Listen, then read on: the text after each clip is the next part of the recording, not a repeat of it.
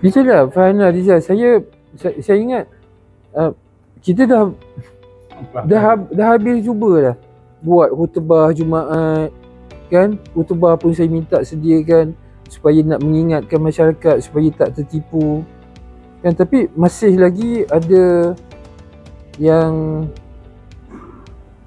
tu. Jadi saya minta sangatlah, saya ulangi lah supaya berhati-hati lah.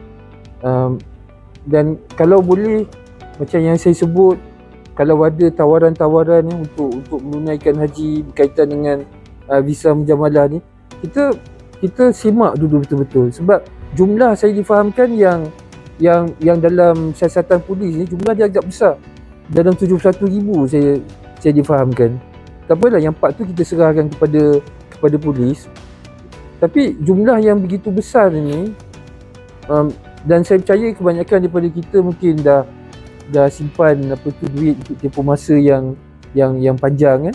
Jadi biarlah duit yang kita simpan tu benar-benar kita dapat manfaat dan kita dapat laksanakan haji tu yang sebenar, dan tak bagi ruang dan peluang kepada mereka-mereka yang cuba nak manipulate dan menipu. Jadi kepada masyarakat,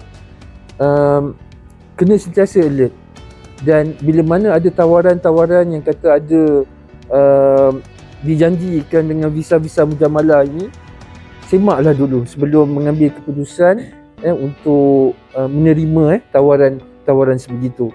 Dalam masa yang sama juga kepada mereka yang the so called agent yang menawarkan, saya dah cakap dulu bahawa haram bagi mana-mana pihak yang menggunakan usaha untuk menipu orang lain. Allah SWT sebut dalam Quran, wala ta'kulu amwalakum bainakum bil batil.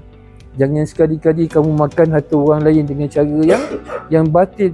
Jadi yang ini, penipuan ini sudah tentu satu kerja-kerja yang mengambil harta orang lain dengan cara yang batil dan bertentangan dengan apa yang Allah SWT sebut. So jadi itulah ingatan saya.